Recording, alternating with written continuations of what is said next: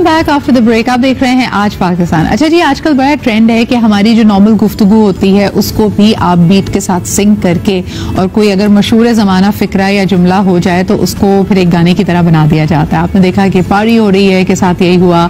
इसके अलावा अर्नब गोस्वामी की जो धुआंधार स्पीचेस होती हैं अपने शो के अंदर, उसको भी कई इंडियन कंपोजर्स हैं, they made it into a very interesting rap like situation. तो हमने अभी रिसेंटली देखा है, following up with the trend, जो बड़ा एक पॉलिटिकल स्टेटमेंट भी है और बड़ा मेरे ख्याल में वाइडली कोटेड कमेंट है of the prime minister of Pakistan कि आपने घबराना नहीं है। वक्ती तौर पे हम मुश्किलों से गुजर रहे हैं, थिंग्स मे बी डिफिकल्ट, लेकिन आपने घबराहट का शिकार नहीं होना, we will find a way out of it. अब इस जुमले के साथ हमने देखा कि हमारे आज के मेहमान ने थोड़ा उसके साथ कुछ खेल खिलाफ किया है और उन्होंने कहा कि जी इर्द गिर्द की सूरत हाल तो काफी घबराहट वाली है, बल्कि काफी डरावनी है, लेकिन अभी भी मशवरा दिया जा रहा है कि आपने घबराना नहीं है। तो जरा सा आपको दिखाते हैं कि ये सॉन्ग जो इस वक्त सोशल मीडिया पे काफी चल रहा है वो क्या है, और फिर इनसे गुफ्तगू भी करते हैं। Let's take a look. सबसे पहले घबराना नहीं है, घबराना नहीं है,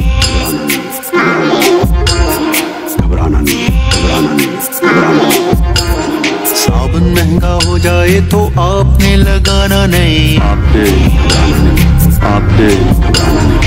आटा महंगा हो जाए तो आपने खाना नहीं, आपने घबराना नहीं, आपने घबराना नहीं। दवाई शवाई छोड़ो, इलाज न करो, बच्चों की पढ़ाई रहने दो, फीसें ना भरो, आप पैसे जमा कर करके बस टैक्स भरो, फिर पेट को पट्टी बांधो और भूख से मरो। कौम को लोरी देने दो, कौम को जगाना नहीं, आपने घबराना नहीं, आपने घबराना नहीं। बेड़ा गर्क हो जाए पर आपने पछताना नहीं, आपने घबराना नहीं, आपने घबराना नहीं, घबराना नहीं है, घबराना। जी जनाब, काफी स्टिंगिंग इसकी लिरिक्स हमारे साथ मौजूद है साद अलवी। अस्सलाम वालेकुम साद। वालेकुम अस्सलाम। साद, पहले तो बताएं लिखा किसने है ये मैंने खुद नहीं लिखा है। आपने खुद लिखा है ये? आपने पेन महसूस करते हुए पूरी कौम का ये हमारे दर्द को आपने अल्फाज दिए हैं। बस ये है, यानी अपने एहसासात को अल्फाज दिए हैं और बिल्कुल कौम के जो अच्छा मुझे बताएं, ये बड़ा कॉमन परसेप्शन है और जाहिर सी बात है ये पिंच बहुत सारे लोग महसूस कर पा रहे हैं, खास तौर पे जो middle and lower middle income groups हैं। तो आपको लगता है कि जब इमरान खान साहब आए थे तो ऑफ कोर्स उनकी शख्सियत का एक सहर है और यकीनन उनकी एक पॉलिटिकल स्ट्रगल रही, तो when he became the prime minister लोगों की उम्मीदें, एक्सपेक्टेशंस बहुत हाई थी, और शुरू में जब हमने देखा कि उनके पास शायद एडमिनिस्ट्रेशन का, हुकूमत का इतना तजुर्बा नहीं था, तो जब उन पे तनकीद हुई तो उन्होंने ये जुमला कहा कि आपने घबराना नहीं है, एवरीथिंग इज ओके।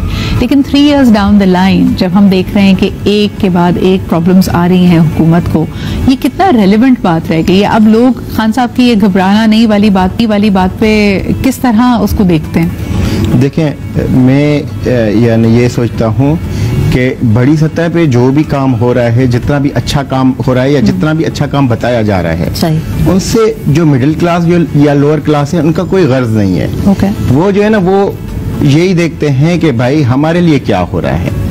यानी एक मजदूर तबका है, वो जो है ना देखता है कि यार मैं पूरा दिन जो है ना, यानी एक मजदूरी करके जो है ना, जो मेरे पास पैसे आ रहे हैं उसमें से अगर मैं आटा भी खरीदने जाता हूँ तो वो किस उस पे कीमत पे मुझे मिल रहा है। सही। तो वो यानी मैंने उनके लिए लिखा है, जो है ना वो बात की है। बाकी बड़े सतह पे जो हो रहा है उनसे तो उनका कोई यानी बड़े सतह पे आई एम श्योर कि good decisions are being made और बहुत सारी सिस्टेमिक हमारे यहाँ प्रॉब्लम्स हैं जिसको खान साहब उनकी हुकूमत जरूर एड्रेस कर रही होगी, लेकिन ये जो पिंचिंग पॉइंट है ये आम आदमी का है, जिसकी दरअसल से उसके बच्चों की तालीम, उसके घर की दवाई, उसके अलावा आपका खाना पीना, आपकी बिजली के नर्ख, सब चीजें क्योंकि आसमान को छू रही हैं, तो एक आम आदमी का गुजारा मुश्किल हो रहा है। अच्छा साहब, पहला सवाल जो लोगों के जहन में आता है, आपकी अपनी तो कोई पॉलिटिकल एफिलिएशन नहीं है, आप पीडीएम का हिस्सा तो नहीं है? नहीं, मैं कुछ भी ऐसा कुछ नहीं है।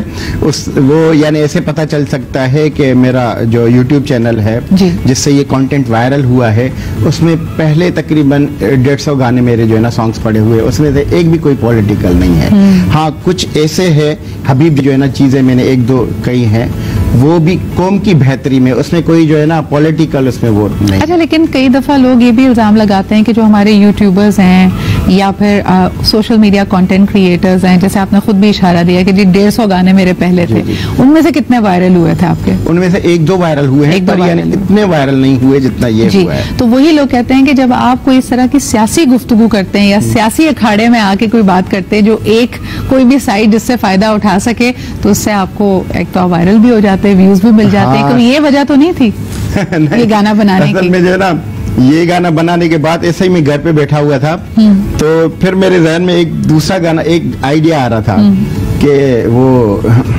एक गाना है कि नच पंजाबन का कोई जो है ना स्टार्ट वो है ना, थोड़ा जो है म्यूजिक नु दे दियो पंजाबी टच, तो मैं उस पे बना रहा था दे दियो सियासी टच, नच फकीरा नच। तो यानी ये है कि जो है ना इससे हाइप ज्यादा मिल रही है आजकल, यानी सियासी कंटेंट को बहुत ज्यादा हाइप मिल रही है। लेकिन आप ये भी देखें कि जो हम जमहूरी इक़्तिदार की बात करते हैं, तो सबसे पहले तो हमें हमेशा पार्लिमानी जो वैल्यूज हैं, जो कदरें हैं, उसको कभी भी उसका दामन नहीं छोड़ना चाहिए। अक्सर लोग जोश खिताबत में या फिर अपने अगली जो भी मुखालिफ पार्टी उसको लेट डाउन करने के लिए बड़ा सतही और बड़ा गलत किस्म का आर्ग्यूमेंट भी ले आते हैं। लेकिन मुझे एक बात अच्छी लगती है कि सोशल मीडिया की वजह से और वैसे भी लोग एटलीस्ट अपने आप को एक्सप्रेस कर पाते हैं, और जो एक तासुर दिया जाता है कि जी आमराना दौर है और कदगन लगाई जा रही है फ्रीडम ऑफ एक्सप्रेशन को। You can see a person like Saad जो कि पॉलिटिकल नहीं है, जिनका एक यूट्यूब प्रेजेंस है, वो भी अपने सियासी ख्यालात का इजहार कर सकते हैं, जो वो समझते हैं, तनकीद कर सकते हैं हुकूमत पे, जो उनका ख्याल है कि भाई एक आम आदमी का पेन पॉइंट ये है, तो उसको एक्सप्रेस कर सकते हैं। आप इस बात को गनीमत जाने और इस आज़ादी को मेरे ख्याल में बहुत ही ज़्यादा जिम्मेदारी के साथ इस्तेमाल करना भी अहम है। साथ आप समझते हैं कि and because you're in that sphere, बहुत सारे लोग जब तनकीद करते हैं, आपने तो चले मुझे अच्छी बात ये लगी the reason I featured you on the show कि आपने महज़ब ज़बान का इस्तेमाल किया। कई दफ़ा हमारे यहाँ ज़बान भी गैर पार्लिमानी हो जाती है, तनकीद यानी कहीं वो आर्ग्यूमेंट पीछे रह जाता है, एक दूसरे को बुरा भला लोग कहने लगते हैं। इन कैसे देखते हैं? नहीं, ये तो बहुत गलत है, बहुत यानी जो है ना, जो भी ये बातचीत जितनी भी होनी चाहिए वो बिल्कुल तहजीब के दायरे में होनी चाहिए। आपको कोई इस तरह की गैर महज़ब फीडबैक मिली? हाँ, वो भी कुछ मिला, तो कुछ जो यानी जो सिर्फ क्रिटिसाइज थी वो मैंने जो है ना रहने दी। मैंने कहा हाँ ये जो है ना मैं सही है, बाकी जो बिल्कुल गलत अल्फाज थे उसको तो डिलीट ही करना पड़ा। और वो भी आए आपके पास? जी बिल्कुल। लेकिन ये बड़ा इंपॉर्टेंट बात है, बिकॉज एक शख्स अगर अपना आर्ग्यूमेंट देता है तो जैसे हमने कहा कि स्पेस आपके पास मौजूद है, आप उस पर बात करें, लेकिन दूसरी तरफ ये भी बड़ा अहम है कि जो आपकी फीडबैक है आप भी जरा महज़ब रहें। और हो सकता है आपको इनकी बात से इख्तलाफ हो, इनके आर्ग्यूमेंट से इख्तलाफ हो, आपको लग रहा हो कि साथ ने बड़े ब्रॉड ब्रश के साथ स्ट्रोक किया है, इतने बुरे हालात नहीं है पाकिस्तान के, लेकिन आपको भी उसी दायरे में रहने की बहुत जरूरत है। Thank you so much Saad for being here.